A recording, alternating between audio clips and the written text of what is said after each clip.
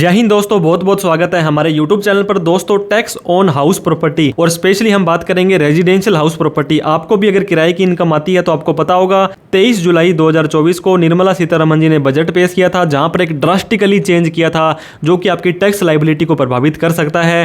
Financial year 24-25, assessment year 25-26 के अंदर क्या आपको भी रेंट की इनकम आ रही है तो इस वीडियो को लास्ट तक जरूर देखें। हो सकता है आपके ऊपर भी कोई प्रभाव इस बजट के ऊपर पड़ने वाला है। तो ये बात करता है दोस्तों, अगर आपकी रेंटल इनकम आ रही है और रेजिडेंशियल प्रॉपर्टी से आ रही है और लेटिंग आउट बाय ओनर, एक मालिक उसको दे रहा है। दोस्तों, यहाँ पे वर्ड्स का ध्यान देना बहुत जरूरी है। लाइक अगर आपने कोई पीजी, गेस्ट हाउस या किसी भी तरह का हॉस्टल वगैरह खोल रखा था और वो आपका कागजों के अंदर रेजिडेंशियल है, मतलब उसका प्रॉपर्टी है, उसकी रजिस्ट्रेशन जो हुई है वो रेजिडेंशियल हुई है, उसका जो किराया बिजली का बिल आता है वो सारा रेजिडेंशियल आता है और उसको आप किराए पर देते हैं, तो क्या रूल यहाँ पे नए आ गए हैं। पहले क्या होता था दोस्तों, इस बजट से पहले आपके पास एक ऑप्शन होता था कि आप इस इनकम को, जो आपकी रेंट की इनकम आ रही है, या तो आप हाउस प्रॉपर्टी में दिखा दो या income from business and profession में दिखा दो। आपको पता होगा 5 तरह के हेड होते हैं। पहला हेड होता है सैलरी का, जो कि आपके ऊपर कोई एप्लीकेबल नहीं होता है। दूसरा होता है हाउस प्रॉपर्टी, जो रेंटल इनकम है। तीसरा दोस्तों कैपिटल गेन का होता है, शेयर मार्केट या प्रॉपर्टी बेची। इसके अलावा चौथा होता है बिजनेस की इनकम और पांचवा होता है इनकम फ्रॉम अदर सोर्स। तो यहां पर यह बात कर रहा है, बजट से पहले आपको कोई भी किराया आता था वो या तो आप हाउस प्रॉपर्टी में दिखा दो या पीजीबीपी में दिखा दो, लेकिन बहुत सारे लोग क्या है पीजीबीपी के अंदर ही दिखाते थे। क्यों दिखाते थे उसका भी मैं आपको बता दूंगा। अब एक्सप्लेनेशन 3 ऐड कर दी है सेक्शन 28 में। सेक्शन जो 28 होता है वो जो बिजनेस की इनकम को कंप्यूट करता है और 1/4/25 से तो दोस्तों ऐसे एप्लीकेबल है, लेकिन फाइनेंशियल ईयर 24-25 मतलब 1/4/2024 से ही आपका ये एप्लीकेबल हो गया है। फाइनेंशियल ईयर 24-25, असेसमेंट ईयर 25-26 अगर कोई भी रेजिडेंशियल रेंटल इनकम आती है वो आपकी चार्जेबल होगी हाउस प्रॉपर्टी के अंदर, ना कि आपकी पीजीबीपी के अंदर होगी। ये चीज को आपको ध्यान दें। अगर आप किराए का बिजनेस कर रहे हैं तो भी आपकी ये बिजनेस की इनकम नहीं मानी जाएगी, आपकी सिर्फ और सिर्फ इनकम फ्रॉम हाउस प्रॉपर्टी ही मानी जाएगी। तो क्या डिफरेंस आ गया है दोस्तों, पहले अब सेक्शन 28 जो होता है, सेक्शन 28 बिजनेस की इनकम होता है और सेक्शन 24 जो होता है वो हाउस प्रॉपर्टी का होता है। तो पहले आपकी 28 सेक्शन के अकॉर्डिंग इनकम कैलकुलेट होती थी, अब सेक्शन 24 के अकॉर्डिंग आपकी इनकम कैलकुलेट होगी। People were claiming more deduction and exemptions. दोस्तों, आपको पता होगा जब भी आप बिजनेस की इनकम दिखाते हैं तो इस बिजनेस की इनकम को कमाने के लिए जितने भी खर्चे करते हैं वो आप दिखाते थे और एक एक फाइल को तो चेक करना, स्क्रूटनाइज करना इनकम टैक्स डिपार्टमेंट के लिए पॉसिबल नहीं है। तो आप बड़े बड़े खर्चे, फर्जी खर्चे, फेक खर्चे आप रेंटल इनकम के अगेंस्ट में ले लेते थे। अब दोस्तों मैं एक आपको एग्जांपल देना चाहूंगा। अगर आपकी रेंटल इनकम आई है, मैं आपको पहले बिजनेस का दिखाना चाहूंगा। अगर 10 लाख रुपए का आपको कोई भी रेंट आया है और आप क्या कहते थे कि मैं तो ये बिजनेस की इनकम कर रहा हूं, तो स्टैंडर्ड डिडक्शन आपको जो है 30% आपको पता होगा रेंट में माफ होती है, वो नहीं मिलती थी।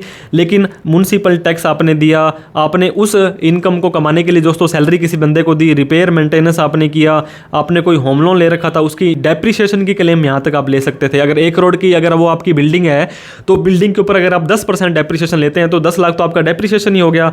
तो मान लीजिए 10 लाख रुपए की इनकम में से 9 लाख रुपए आपने खर्चे दिखा दिए और आपको 1 लाख रुपए ही टैक्सेबल इनकम दिखाई और वो स्लैब रेट के हिसाब से टैक्स देना है। अगर आपकी इनकम 7 लाख थी या 7 लाख तक थी तो आपको 0 रुपए टैक्स देना पड़ेगा। लेकिन अब गवर्नमेंट ने क्या बोला है, आपको इनकम फ्रॉम हाउस प्रॉपर्टी में ये दिखाना पड़ेगा। अगर आपकी 10 लाख रुपए की इनकम आती है तो 30% स्टैंडर्ड डिडक्शन 3 लाख की छूट मिल जाएगी। और दोस्तों होम लोन की छूट आपको पता होगा, अगर आप उस मकान में खुद रह रहे हैं तो 2 लाख रुपए तक मिलती है। अगर आपने उसको रेंट पे दे रखा है तो जितना भी हो उसकी छूट मिल जाएगी। मैंने एग्जांपल लिया दोस्तों, 3 लाख रुपए आपने किराया दिया था, लोन के ऊपर ब्याज चुकाया था और इसके अलावा 3 लाख रुपए की स्टैंडर्ड डिडक्शन की छूट मिल गई। तो 10 लाख में से 3 लाख और 3 लाख घटाएंगे तो 4 लाख रुपए आपका बन जाता है। मान लीजिए अगर आपकी इनकम 10 लाख से ज्यादा है तो यहाँ पे तो आपको 4 लाख पर 30% टैक्स देना है और पहले आपकी 1 लाख रुपए ही इनकम बनती थी, उस पर आपको 30% टैक्स देना है। तो इतना डिफरेंस दोस्तों यहाँ पे आ जाता था। अगर आप बिजनेस में उस इनकम को लेते हैं तो काफी सारे खर्चे आप क्लेम कर लेते थे और हाउस प्रॉपर्टी में सिर्फ रेंट और रेंट का जो इंटरेस्ट का ब्याज है वो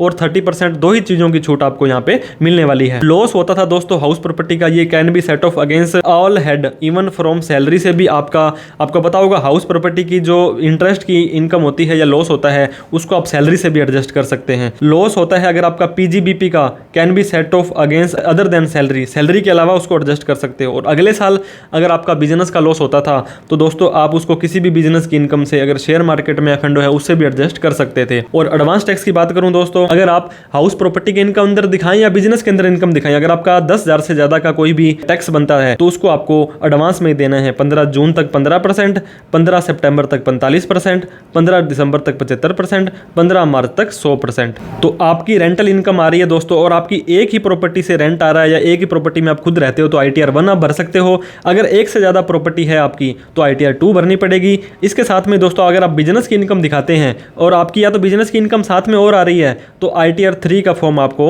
यहां पे भरना पड़ेगा। FAQs दोस्तों, ये रेजिडेंशियल प्रॉपर्टी है, सिर्फ उसी के लिए आपको ये इनकम दिखानी है। अगर आपकी कोई कमर्शियल प्रॉपर्टी है तो उसकी इनकम को आप बिजनेस इनकम में दिखाइए, कोई टेंशन वाली बात नहीं है। और रेंटल इनकम आपकी शो होती है तो वो आपको हाउस प्रॉपर्टी के अंदर लेनी पड़ेगी, वो आप बिजनेस के अंदर नहीं ले सकते हैं। 30% का स्टैंडर्ड डिडक्शन आप यहाँ पे ले सकते हैं। अगर कोई भी कमर्शियल प्रॉपर्टी है दोस्तों, कोई दुकान है आपकी, कोई मॉल है आपका, तो उसकी इनकम को आप PGBP के अंदर दिखा सकते हैं। जितने खर्चे आपने क्लेम करने हैं वो कर सकते हैं। ये सिर्फ रेजिडेंशियल प्रॉपर्टी की बात करता है। तो रेजिडेंशियल प्रॉपर्टी कैसे होगी, ये कैसे नहीं होगी, आप अगर मान लो बिजनेस के तौर पर दिखाना चाहते हैं तो आपको ये प्रूफ करना पड़ेगा कि ये मेरी कमर्शियल प्रॉपर्टी है। वो आपकी प्रॉपर्टी के डॉक्यूमेंट से पता चल जाएगा।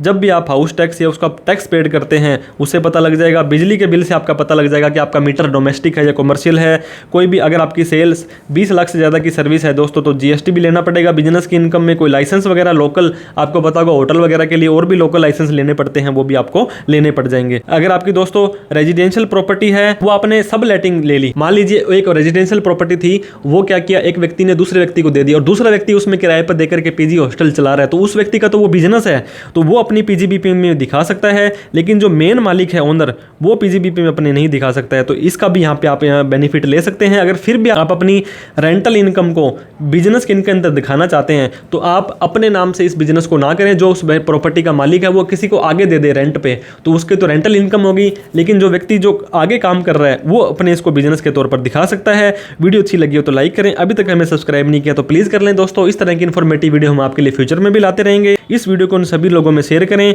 जिसके नाम से कोई भी हाउस है, किसी के नाम से शॉप है, किसी के नाम से कोई भी प्रॉपर्टी है और वो रेंट की इनकम कमाता है और उसको ये डाउट था कि क्या अब हम हमारी इनकम को कैसे दिखाएंगे, बिजनेस में दिखाएं या हम इसको हाउस प्रॉपर्टी में दिखाएं। तो दोस्तों अगर आपकी कमर्शियल प्रॉपर्टी है तो आप उसको बिजनेस में दिखा सकते हैं। अगर आपकी रेजिडेंशियल प्रॉपर्टी है तो आपको उसको अब हाउस प्रॉपर्टी के अंदर दिखाना पड़ेगा। कोई भी डाउट, क्वेरी, क्वेश्चन हो तो आप कमेंट करके हमसे पूछ सकते हैं, हम उसका रिप्लाई करने की कोशिश करेंगे। वीडियो देखने के लिए बहुत बहुत धन्यवाद। Thank you so much. जय हिंद, जय भारत।